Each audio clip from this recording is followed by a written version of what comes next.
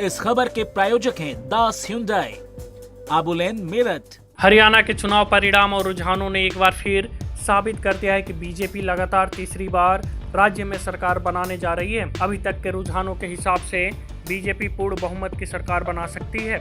इसी के साथ ही एक बार फिर एग्जिट पोल के नतीजों को परिणाम और रुझानों ने खारिज कर दिया है। हरियाणा के एग्जिट पोल पर खुशी मनाते कांग्रेस के कार्यकर्ताओं के लिए मंगलवार का दिन अच्छा नहीं रहा। वहीं जम्मू कश्मीर के चुनाव भी कांग्रेस पार्टी के लिए बहुत ज्यादा खुशी लेकर नहीं आए हैं। नेशनल कॉन्फ्रेंस के साथ अलायंस में पार्टी सत्ता पर काबिज होती दिख रही है, लेकिन पार्टी को यहां पर गठबंधन का फायदा मिलता दिख रहा है। कांग्रेस पार्टी जम्मू कश्मीर के चुनाव क्षेत्र में यदि अच्छा परफॉर्म करती तो शायद यह पार्टी और उसके भविष्य के साथ साथ गठबंधन की सरकार को मजबूती प्रदान करता, लेकिन परिणाम और रुझान ऐसा इशारा नहीं कर रहे हैं। आइए समझे कि इतनी मजबूत और जीत की दावेदार नजर आ रही कांग्रेस पार्टी हरियाणा का चुनाव क्यों हारती दिख रही है। चुनाव को करीब से देखने वालों का मानना है कि 10 सालों से सत्ता से बाहर रही कांग्रेस पार्टी के कार्यकर्ता कुछ शिथिल पड़ गए हैं। पार्टी ने चुनाव के लिए देर से कमर कसी। 10 सालों में राज्य में कांग्रेस पार्टी बीजेपी सरकार की कमी और लोगों के मुद्दों को जोरदार ढंग से राज्य में नहीं उठा पाई। पार्टी की हार का दूसरा अहम कारण जो सामने दिखाई दे रहा है वो आज सुबह तक देखने को मिल रहा था।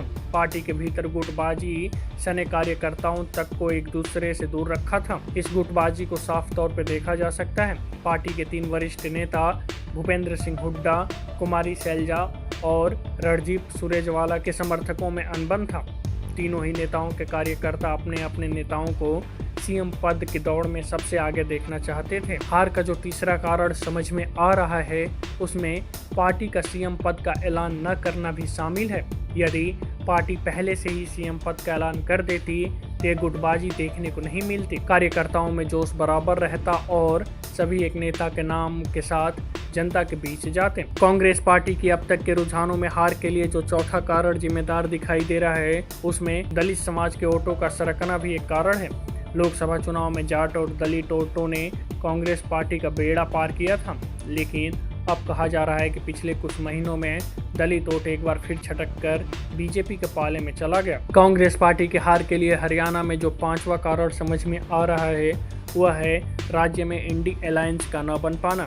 इंडी अलायंस के 2 दल पार्टी से नाराज हो गए। राज्य में आप कांग्रेस पार्टी से 90 सीटों में से 10 सीटों की मांग कर रही थी, जबकि समाजवादी पार्टी भी राज्य में 2 सीटों को चाह रही थी, लेकिन अंतिम समय तक इन दलों में सहमति नहीं बन पाई। आम आदमी पार्टी ने नाराजगी में अपने 29 उम्मीदवारों की सूची जारी कर दी। अभी तक के रुझान बता रहे हैं कि आम आदमी पार्टी को करीब 2% मत मिले हैं। Bureau report, news first.